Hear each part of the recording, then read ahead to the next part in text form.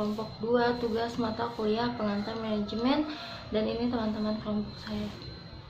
Perkenalkan, nama saya Aris Ahmad Jayadi dari kelas Sakpe 07. Assalamualaikum warahmatullahi wabarakatuh. Perkenalkan, nama saya Salsabila Safa dari kelas 01 Sakpe 007. Assalamualaikum warahmatullahi wabarakatuh. Saya Febri Rizky Amalia dari Sakpe 007. Jadi pada dasarnya sebenarnya manajemen itu sama usianya dengan kehidupan sehari-hari. Mengapa demikian? Karena manusia dalam kehidupan sehari-harinya itu tidak dapat lepas dari prinsip-prinsip manajemen. Bahkan dari masa lampau pun manajemen sudah dijalankan tanpa manusia disadari. Kemudian pada tahun 1776 Adam Smith adalah pemikir ekonomi Inggris yang menerbitkan sebuah buku yang berjudul The Wealth of Nations. Dalam buku tersebut, ia mengemukakan keunggulan ekonomi yang diperoleh organisasi dalam pembagian kerja atau division of labor. Maksudnya, dalam perincian pekerjaan ke tugas yang lebih spesifik. Dengan begitu, Adam Smith menyimpulkan bahwa pembagian kerja dapat meningkatkan produktivitas dengan cara 1. Meningkatkan keterampilan, 2. Menghemat waktu, dan ketiga, menciptakan sebuah penemuan baru. Kemudian bukti sejarah manajemen bukan hanya dari cerita, peristiwa, kemudian tentang manajemen yang diterbitkan oleh tokoh-tokoh yang pada masa itu, tetapi ada juga nih bukti fisik dari perkembangan ilmu manajemen yang masih ada hingga sekarang. Nah, ini adalah contoh bukti fisik peninggalan manajemen yang ada sampai sekarang. Saya akan menjelaskan tentang perkembangan manajemen. Perkembangan manajemen awal mulanya dikatakan juga sebagai ilmu sosial. Pada tahun 1886, Frederick W. Taylor melakukan percobaan di perusahaan yang dipimpinnya, yaitu Time and Motion Study, yang dengan teorinya yaitu ban berjalan. Nah, dari sinilah terbentuklah teori efisiensi dan efektivitas. Teori manajemen. Beberapa gerakan pemikiran manajemen yang tercatat secara formal dibagi menjadi 6 gerakan atau teori, yaitu sebagai berikut.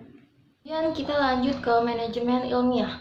Manajemen ilmiah ini sebenarnya telah dimulai sekitar abad tahun lalu, di mana para insinyur Amerika Serikat dan Eropa mencari dan mengembangkan cara-cara baru untuk mengelola suatu beberapa variabel yang diperhatikan dalam manajemen ilmiah. Tokoh-tokoh terkenal dari teori manajemen ilmiah sebagai berikut. Di antara lain adalah yang pertama Frederick W. Taylor.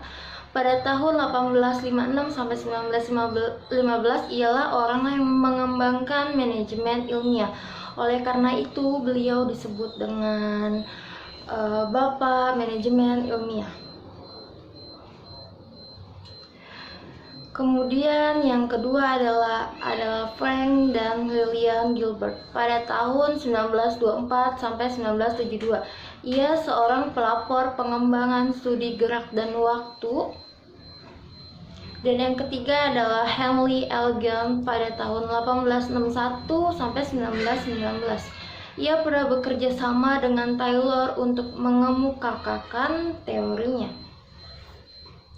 Dan yang keempat adalah Harrington Emerson pada tahun 1853 sampai 1931, mengemukakan 12 prinsip-prinsip efisiensi yang sangat terkenal.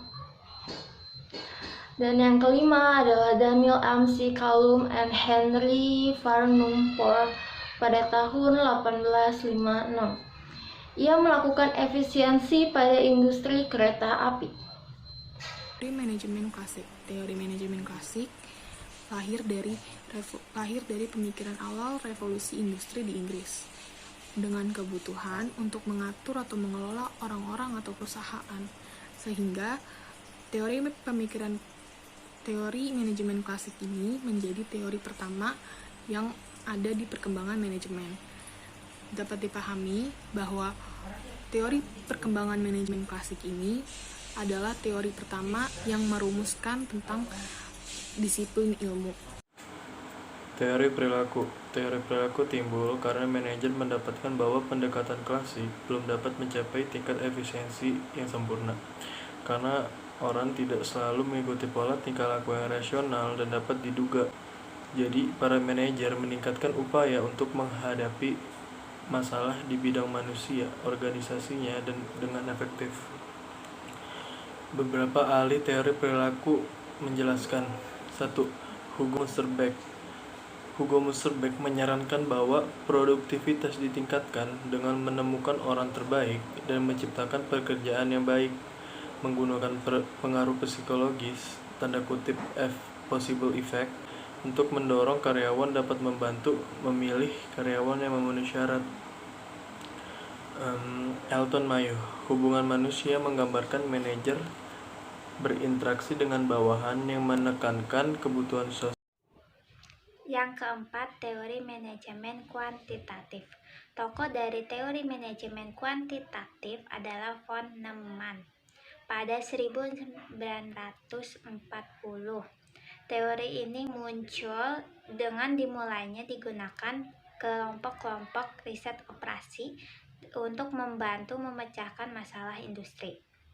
Teknik riset operasi sangat penting dengan semakin berkembangnya teknologi dalam pembuatan dan pengambilan keputusan. Dalam aliran atau teori manajemen modern, terdapat pendekatan-pendekatan dalam pemikiran manajemen modern, antara lain A. Pendekatan proses, B. Pendekatan sistem. Pendekatan proses. Dalam pendekatan proses, tokohnya bernama Harold Kuhns, yang lahir pada tahun 1909 dan wafat pada 1984. Dalam artikelnya, ia menyebutkan sesuatu yang bernama manajemen jungle theory. B. Pendekatan sistem. Pendekatan ini memandang organisasi sebagai satu kesatuan yang saling berinteraksi yang tak terpisahkan. Pendekatan sistem manajemen meliputi sistem umum dan sistem khusus serta analisa tertutup maupun terbuka. Pendekatan sistem umum meliputi konsep-konsep organisasi formal dan teknis, filosofi, dan sosiopsikologi.